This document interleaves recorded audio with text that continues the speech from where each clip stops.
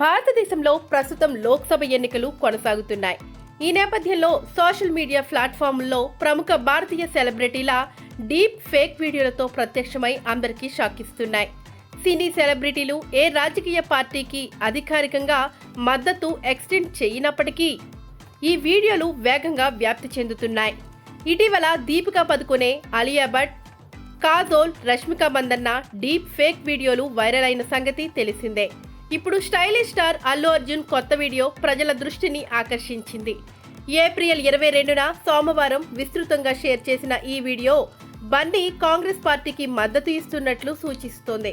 అల్లు అర్జున్ మామగారు కాంగ్రెస్ పార్టీకి చెందిన వ్యక్తి కావడంతో ఊహాగానాలు ఊపందుకున్నాయి.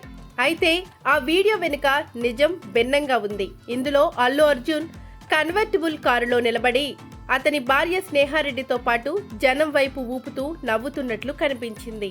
ఆయన కాంగ్రెస్ పార్టీ తరపున ప్రచారం చేస్తున్నారంటూ వీడియోతో పాటు క్యాప్షన్ ఉంది. ఈ వీడియోలో భారతదేశంలోని ప్రముఖ స్టార్ అల్లు అర్జున్ను రాజకీయ ప్రచారకుడిగా తప్పుగా చిత్రీకరించారు. వాస్తవానికి ఈ ఫుటేజ్ 2022లో జరిగిన ఈవెంట్ నుంచి వచ్చింది.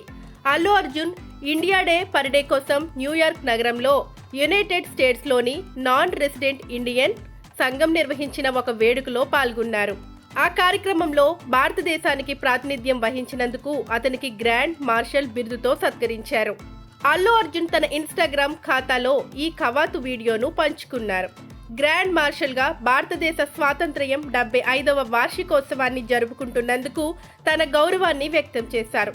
దురదృష్టవశాత్తు ఇటీవల నెలల్లో అమీర్ ఖాన్, రష్మిక మందన్న, కత్రీనా కైఫ్, రణవీర్ సింగ్ వంటి ఇతర ప్రముఖుల డీప్ ఫేక్ వీడియోలు కూడా ఆన్లైన్లో కనిపించాయి. Ranveer Singh deep fake video popular అయిన తరువాత అధికారిక ఫిర్యాదు దాఖలయ్యింది.